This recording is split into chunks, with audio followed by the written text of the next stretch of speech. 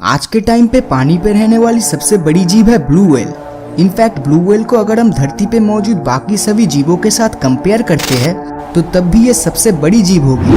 हमारी धरती 450 करोड़ साल पुरानी है और क्या इतने लंबे अरसों में सिर्फ ब्लू व्हेल ही सबसे बड़ी जीवित प्रजाति है? वैसे ब्लू व्हेल को मछली कहना गलत होगा क्योंकि ये एक मैमल्स प्रजाति की जीव है। मछलियों की प्रजाति के हिसाब से द ग्रेट व्हाइट शार्क आज के समय में सबसे बड़ी मछली है। इनकी लंबाई करीब 15 से 20 फीट तक होती है। लेकिन जैसे आज से लाखों साल पहले धरती पर डायनासोर एग्जिस्ट करता था, ठीक उसी तरह एक शार्क की प्रजाति भी अतीत में मौजूद थी और उसका नाम था मेगालोडॉन। मेगालोडॉन आज से लगभग 30 लाख साल पहले समुद्र पे राज करते थे। इसकी लंबाई 60 फीट और इसका जबड़ा करीब 3 मीटर का होता था, जो कि एक इंसानी शरीर से काफी ज्यादा बड़ा था। मेगालोडॉन की इस जबड़े में लगभग 270 नुकीले दांत थे। इनके जबड़े में दांत 5 लाइन में होता था और इन दांत की लंबाई 3 से 7 इंच की होती थी। और आपको जानकर हैरानी होगी कि अगर किसी दुर्घटना में मेगालोडॉन का दांत टूट जाता है तो नया दांत निकलने में सिर्फ 1 से 2 दिन का समय लगता था। मेगालोडॉन अपने शिकार को मुंह से दबोचते समय शिकार पर जो प्रेशर क्रिएट करता था वो करीब 10 टन के बराबर था, जो एक कछुए के शेल को भी आसानी से तोड़ सकता है। इनका वजन करीब 100 टन के आसपास होता था। मेगालोडॉन शार्क इतना बड़ा था कि इनको हर रोज भारी मात्रा में खाने की जरूरत पड़ती थी। साइंटिस्टों की माने तो इनको हर दिन लगभग 1 टन जितना खाना चाहिए होता था, जो मेगालोडॉन समुद्र के व्हेल, सी काऊ या फिर सी लायन जैसी जीवों को खाकर अपने हर दिन की जरूरतों को पूरी करता था। मेगालोडॉन के बच्चों का वजन 2 से 3 टन और लंबाई 10 फीट का होता था और इनका जन्म समुद्र के उन इलाके में होता था जहां पर पानी की मात्रा काफी ज्यादा थी, क्योंकि जिंदा रहने के लिए इन मछलियों को ज्यादा से ज्यादा पानी की जरूरत होती थी। इसी वजह से मेगालोडॉन शिकार करने समुद्र के किनारे पे नहीं जाते थे, क्योंकि इन जीवों का आकार बहुत ज्यादा बड़ा था और पानी का लेवल कम होना मतलब इनके लिए जानलेवा खतरे के बराबर था। तो इतनी बड़ी और शक्तिशाली प्रजाति होने के बावजूद ये मेगालोडॉन विलुप्त कैसे हो गया? क्योंकि डायनासोर्स जैसे जीवों के खत्म होने के पीछे भी एक बहुत बड़े एस्टेरॉयड का हाथ था। लेकिन मेगालोडॉन के साथ आखिर ऐसा क्या हुआ था? मेगालोडॉन के विलुप्त होने का कारण आज भी ठीक तरह से पता नहीं चल पाया है।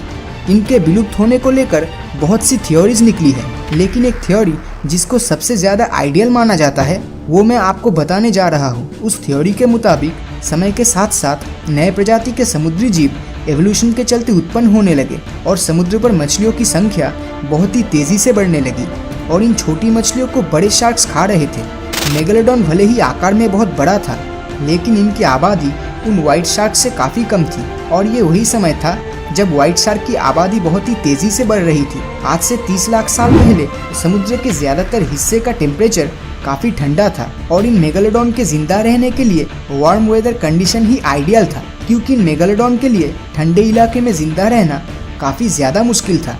इसलिए जैसे जैसे ठंडी बढ़ती गई ये मेगालोडॉन समुद्र के गर्म इलाके में चली गई, लेकिन वो मछलियाँ तो उस ठंडे इलाके में ही रह गई और उस समय गर्म इलाके में बहुत ही कम छोटी मछलियाँ हुआ करती थी। मतलब मेगालोडॉन प्रजाति के लिए खाना कम पड़ रहा था और मेगालोडॉन को भूख लगने पर ये अपने ही प्रजाति के छोटे बच्चों को भी खा लेती थी।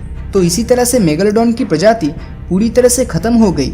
लेकिन सबसे बड़ा सवाल यहाँ पर ये आता है कि क्या मेगालोडॉन आज भी इस धरती पर एग्जिस्ट करता है? क्योंकि पिछले कुछ साल में ऐसी घटनाएं घट चुकी है कि मेगालोडॉन के विलुप्त होने के बाद पर भी एक बहुत बड़ा सवाल खड़ा करता है। 1875 में हुए एक समुद्री यात्रा में मेगालोडॉन के 2 दांत पाए गए थे, जिनकी कार्बन डेटिंग से ये पता चला कि ये दांत शायद 10,000 साल पुराना हो सकता है। लेकिन मेगालोडॉन तो लाखों साल पहले ही विलुप्त हो चुका है, फिर ये दांत कैसे सिर्फ 10,000 साल पुराना हो सकता है? इसके अलावा 2009 में हिस्ट्री चैनल के एक डॉक्यूमेंट्री में गल्फ ऑफ कैलिफोर्निया में एक शार्क मछली को ढूंढने का मिशन दिखाया गया था। यहाँ के लोगों का कहना था कि यहाँ एक बहुत बड़ी शार्क मछली मौजूद है जो तेजी से इस इलाके की मछलियों को खा रही थी और उन लोगों के मुताबिक ये शार्क 45 फीट लंबी रही होगी। और अगर ये सच हुआ तो ये कोई मामूली व्हाइट शार्क तो 100% नहीं होगा, क्योंकि वो आकार में ज्यादा से ज्यादा 20 फीट तक का ही होता है। लेकिन ताज्जुब की बात तो ये है कि चैनल की टीम इतनी बड़ी मछली को ढूंढ पाने में नाकामयाब रही। मेगालोडॉन के अस्तित्व को लेकर आज भी साइंटिस्टों के बीच में मतभेद है, लेकिन ज्यादा लोग इस बात पे अग्री करते हैं कि मेगालोडॉन लाखों साल पहले ही विलुप्त हो चुका है और इन कुछ सालों में हमें दुनिया भर में मेगालोडॉन से जुड़ी जितनी भी घटनाएं सुनने को या फिर इंटरनेट पर ये इमेजेस देखने को मिली है, वो सब या तो फेक है, नहीं तो लोगों का वहम है और कुछ नहीं। लेकिन कोई जीव पूरी तरह से विलुप्त हो चुका है या नहीं, ये 100% श्योरली बता पाना लगभग असंभव है, क्योंकि ऐसे बहुत से समुद्री जीव थे जिनको साइंटिस्टों ने विलुप्त प्रजाति के तौर पे घोषित कर दिया था, जो बाद में जाकर गलत साबित हुआ, जैसा सिलिकेंथ नाम की मछली के साथ हुआ था। सिलिकेंथ एक ऐसी मछली थी जो आज से 6.5 करोड़ साल पहले विलुप्त हो चुकी थी, लेकिन यही सिलिकेंथ 1938 में साउथ अफ्रीका के समुद्री किनारे में पाई गई थी, जो डायनासोर्स के समय से अपने वजूद को धरती पर टिकाए हुए है। इसके अलावा मेगामाउथ शार्क एक ऐसी शार्क की प्रजाति है जो करीब 7 मीटर लंबी होती है। लेकिन ताज्जुब की बात तो ये है कि 1976 से पहले शार्क की इस प्रजाति के बारे में साइंटिस्टों को पता ही नहीं था कि इस तरह की कोई शार्क भी धरती पर एग्जिस्ट करता है। आप में से कईयों ने मरियाना ट्रेंच के बारे में तो सुना ही होगा, जो दुनिया की सबसे गहरी जगह है। वैज्ञानिकों की माने तो वहाँ पर ऐसे विचित्र प्रजाति के जीव हो सकते हैं कि उसका अंदाजा भी शायद हम नहीं कर पाएंगे। 21st सेंचुरी के इस मॉडर्न टाइम पीरियड में भी हम आज तक समुद्र के सिर्फ 5% एरिया के बारे में ही ठीक से जान पाए हैं, और बाकी के 95% के बारे में हमें कोई भी आइडिया नहीं है कि वहाँ पर क्या हो सकता है, क्योंकि समुद्र इतना विशाल है कि वहाँ पर सिर्फ एक पर्टिकुलर प्रजाति के जीव को ढूंढ पाना बहुत ही मुश्किल है। तो क्या मेगालोडॉन भी समुद्र के उन 95% अननोन रीजन में आज भी मौजूद है, या फिर वो पूरी तरह से विलुप्त हो चुका है? तो इस मामले में आपकी क्या राय है, नीचे कमेंट करके ज़रूर बताएं। और अगर ये वीडियो आपको अच्छा लगा हो तो इस वीडियो को लाइक और अपने दोस्तों के साथ शेयर करना मत भूलना। और अगर अभी तक आपने हमारे चैनल को सब्सक्राइब नहीं किया है तो सब्सक्राइब करके नोटिफिकेशन बिल को ऑन कर दीजिए, क्योंकि मैं ऐसी ही वीडियोस हर हफ्ते लाता रहता हूँ। तो मिलता हूँ आपसे अगले वीडियो में, और हमेशा की तरह थैंक्स फॉर वॉचिंग।